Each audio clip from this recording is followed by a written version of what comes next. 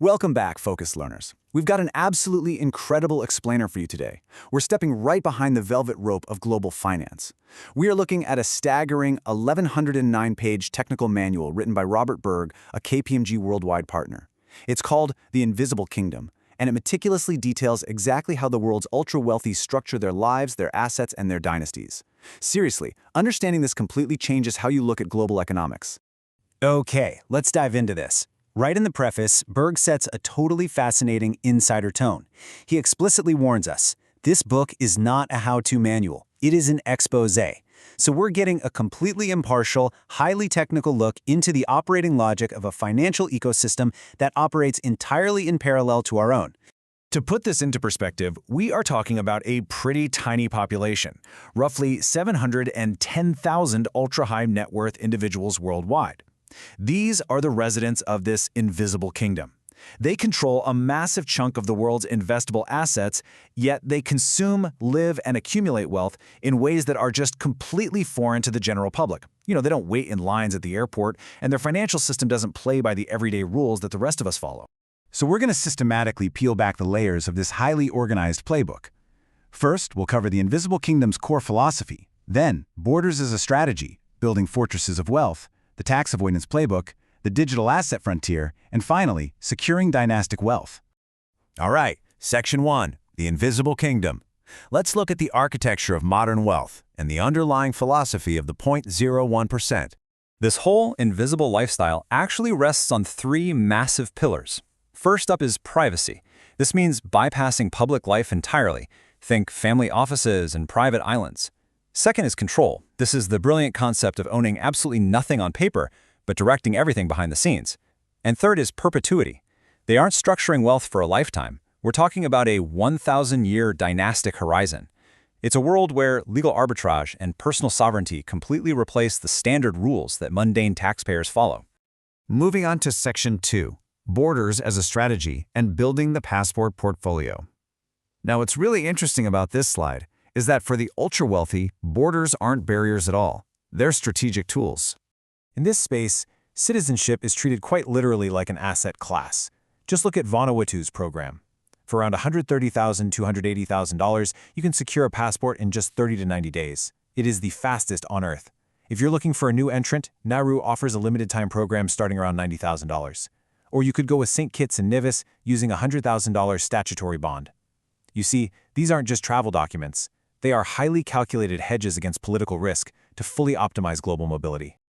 But getting a new passport is really just step one. The real maneuver is changing your tax residency. To do this, you first have to legally terminate your current residence, which usually means navigating some pretty brutal exit taxes. Then, you establish yourself in a zero-tax hub like Dubai or Monaco. But Berg is very explicit here, you cannot just fake this with a P.O. box. You literally have to build genuine economic substance, real staff, real operations, or you risk getting hit with dual taxation. And as a fascinating aside, the manual mentions the absolute ultimate flex when it comes to global mobility, the Sovereign Military Order of Malta. It's an actual, stateless, sovereign entity that issues the Crimson Passport. There are only about 500 of these in circulation. It is the rarest diplomatic passport in the world, giving the holder unprecedented diplomatic immunity and visa-free access. All right, Section 3, building fortresses of wealth. Let's move to and see how this builds into the whole offshore architecture. Choosing your fortress is all about finding the exact right structural loophole for your specific needs, and the book details some real heavy hitters.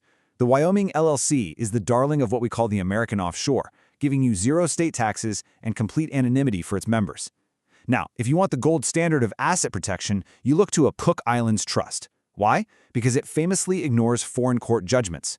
Creditors literally have to relitigate from scratch under Cook Islands law.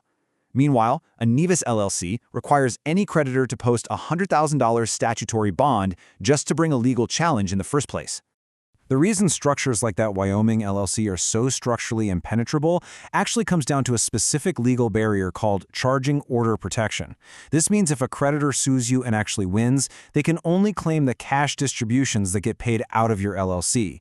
They can't force a sale, and they cannot take operational control of the entity itself. So you remain completely in the driver's seat. Part 4 is the tax avoidance playbook. Let's impartially look at the pure mechanics of engineering zero liability. The text objectively breaks down the infamous buy, borrow, die strategy. This explains exactly how ultra-wealthy individuals live these lavish lifestyles without ever actually generating taxable income. Step 1, buy or build an asset that appreciates in value. Step 2, never sell it. Instead, you take out a loan against it using a securities-backed line of credit. That cash is completely tax-free. And step 3, die. The assets pass to your heirs, triggering a step-up in basis, which effectively wipes out the capital gains tax on all that lifetime appreciation. Even when they do actually sell a company, it's meticulously planned out. Take the Section 1202 QSBS exemption. If a startup has under $75 million in gross assets, early founders can claim up to a massive $15 million capital gains exemption. So the crucial point is that this is an incredible mechanism to sell a massive amount of equity and owe virtually zero in taxes. And this isn't just theory, guys. It is a highly formalized science. Looking at the playbook's actual table of contents, it dedicates entire exhaustive chapters just to moving money safely through these LLCs, converting corporate structures to qualify for exemptions, and dodging those step-up and basis traps. The sheer depth of the planning involved is honestly staggering.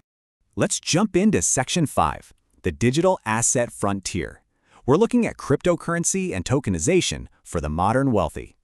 Entire jurisdictions are actively competing for digital wealth right now. Take a look at Portugal's crypto regime. If you sell your crypto within a year, you're hit with a 28% flat tax. But if you use the one-year HODL strategy and hold it for just over 365 days, that drops down to a 0% tax. It makes Portugal a premier destination for long-term digital investors looking for serious structural tax relief. But going way beyond standard crypto, we have tokenization. This is digitally mapping asset or income rights, like real estate, onto a blockchain to create highly liquid, fractional ownership. And the ultra-wealthy are already all over this. They're using entities like Wyoming Decentralized Autonomous Organizations, or DAOs, to wrap this kind of Wild West digital governance into formal, legally protected tax frameworks.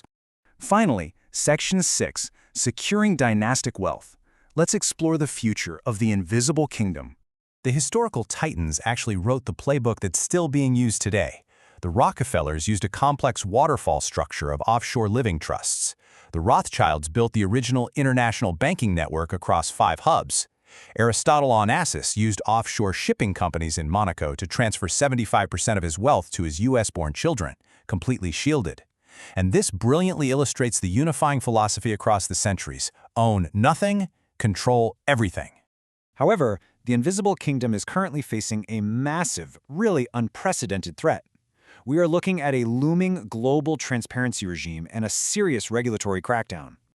The era of absolute banking anonymity is coming to a close. Global transparency regulators have launched a very complex counteroffensive through initiatives like CRS, the Common Reporting Standard, and CARF, the Crypto Asset Reporting Framework. These are global systems engineered by the OECD to automatically exchange financial and crypto transaction data across borders. They are actively hunting down those seeking to circumvent the system. Which leaves us with a truly fascinating question. As global regulators deploy these inescapable automated reporting frameworks like CARF, can this invisible kingdom, which is entirely built on privacy and jurisdictional arbitrage, truly survive the modern age of transparency? Or are we witnessing the beginning of a brand new, highly sophisticated financial arms race? I highly encourage you to look deeper into these mechanisms. Understanding them completely reframes how you view global wealth. Thanks for diving into this explainer with me today, and I'll catch you next time.